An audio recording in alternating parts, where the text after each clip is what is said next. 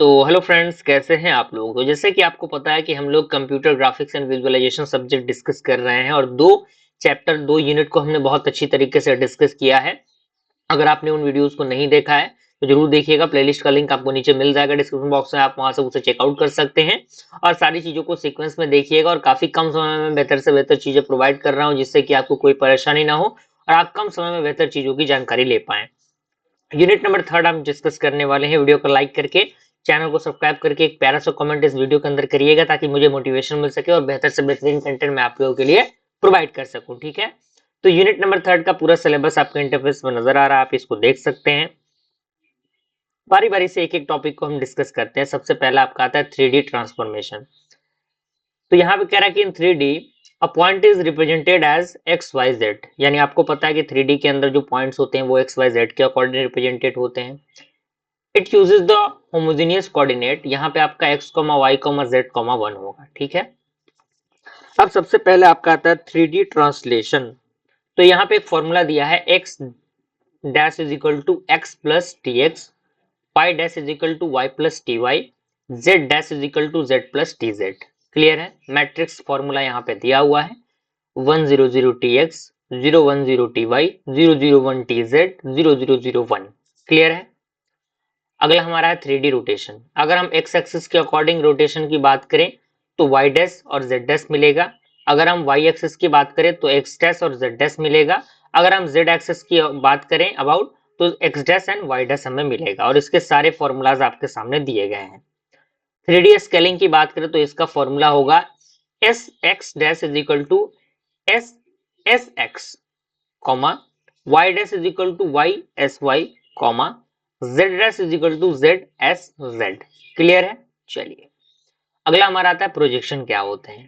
तो projection convert 3D object into 2D view, यानी जो प्रोजेक्शंस होते हैं वो 3D ऑब्जेक्ट को 2D व्यू में क्या करते हैं, कन्वर्ट करते हैं।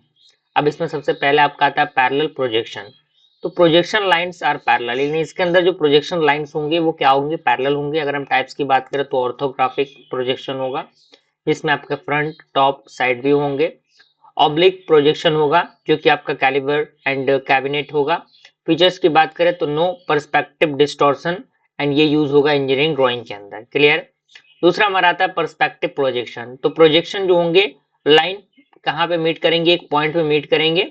एंड टाइप्स की बात करें तो 1 point perspective, 2 point perspective, 3 point perspective. ठीक है, फीचर्स ये है कि ये रियलिस्टिक व्यू होता है, ऑब्जेक्ट यहाँ पे अपीयर होते हैं at the smaller at the distance. Clear. अगला हमारा आता है हिडन सरफेस एलिमिनेशन। तो ये रिमूव करता है इनविजिबल, जो आपके इनविजिबल सरफेसेस होते हैं उनको। इसमें सबसे पहला आपका आता है डेप्थ कंपैरिजन। तो ये कंपेयर करता है डिस्टेंस को जी वैल्यू के अकॉर्डिंग। क्लोजेस्ट होता है ऑब्जेक्ट, यानी क्लोजेस्ट ऑब्जेक्ट यहाँ पे विजिबल होंगे। दूसरा हमारा आता है बैक फेस डिटेक्शन एल्गोरिथम। तो ये रिमूव करता है फेस को जो विजुअल नहीं होते व्यूअर के अकॉर्डिंग। कंडीशन की बात करें, यदि नॉर्मल वेक्टर पॉइंट अवे होगा तो डिस्कार्ड होगा। तीसरा हमारा आता है पेंटर्स एल्गोरिथम। आइडिया यह है कि ये ड्रॉ करता है फार ऑब्जेक्ट को पहले, यानी दूर के ऑब्जेक्ट को सबसे पहले ड्रॉ करता है और नियरेस्ट जो ऑब्जेक्ट होते हैं उनको बाद में ड्रॉ करता है। ठीक है। स्टेप्स की बात करें तो ये सॉर्ट करता है ऑब्जेक्ट को by the depth and draw करता है फ्रॉम बैक टू फ्रंट, यानी बैक से फ्रंट की तरफ ये ड्रॉ करता है। प्रॉब्लम ये है कि ओवरलैपिंग इश्यूज यहाँ पे हो जाती है, तो ये एक प्रॉब्लम है। दूसरा हमारा आता है जी बफर एल्गोरिथम। तो इसका आइडिया ये है कि ये स्टोर करता है डेप्थ को हर एक पिक्सल के। स्टेप्स की बात करें तो ये इनिशियलाइज करता है जेड बफर को एक लार्ज वैल्यू के साथ और कंपेयर करता है पिक्सल के डेप्थ को और अपडेट करता है कि यदि क्लोजर होगा तब। ठीक है, एडवांटेज ये है कि ये एक्यूरेट होता है और इजी टू इम्प्लीमेंट होता है। ठीक है, यानी इसको इम्प्लीमेंट करना आसान होता है। अगला हमारा आता है कर्व जनरेशन। तो इसके अंदर बेजियर कर्व आता है जो डिफाइंड होता है by the control point and equation आपका pt is equal to summation n and i is equal to 0 bi n t and pi होगा। प्रॉपर्टीज इसके ये है कि इसका जो कर्व होगा काफी स्मूथ होगा and lies with in the control polygons. Okay, अगला हमारा आता है क्या, अगला हमारा आता है बी स्प्लाइन कर्व। फीचर ये है कि ये काफी ज्यादा फ्लेक्सिबल होते हैं as compare to the Bezier and local control होता है। ठीक है, चलिए अगला हमारा आता है इल्यूमिनेशन मेथड, जिसमें सबसे पहले डिफ्यूजन रिफ्लेक्शन आता है। लाइट स्कैटर्स यूनिफॉर्मली, यानी जो लाइट है वो यूनिफॉर्मली क्या होंगे, स्कैटर्स होंगे एंड ये डिपेंड करेगा एंगल पे। दूसरा बात आपका आता है स्पेक्चुअल रिफ्लेक्शन। तो मिरर लाइक रिफ्लेक्शन यहाँ पे होता है और ये क्रिएट करता है हाइलाइट्स को। अगला हमारा आता है फॉग इल्यूमिनेशन मॉडल। कंपोनेंट की बात करें तो इसके अंदर एम्बियंट आते हैं, डिफ्यूज आते हैं, स्पेक्ट्रल आते हैं, ठीक है। अगला हमारा आता है शेडिंग टेक्निक, जिसके अंदर आपका आता है गार्ड शेडिंग, इंटेंसिटी कैलकुलेट होते हैं at the vertices, interpolated across the surfaces, and ये फास्ट होता है लेकिन कम एक्यूरेट होता है। दूसरा आपका आता है फॉन्ग शेडिंग, तो ये नॉर्मल वेक्टर इंटरपोलेटेड होता है और ये काफी ज्यादा रियलिस्टिक लाइटिंग होता है और ये बेटर होता है as compare to the guarded, okay. अगला हमारा आता है रे ट्रेसिंग, तो ये ट्रेस करता है लाइट को, रे को फ्रॉम द आई यानी आई के अकॉर्डिंग।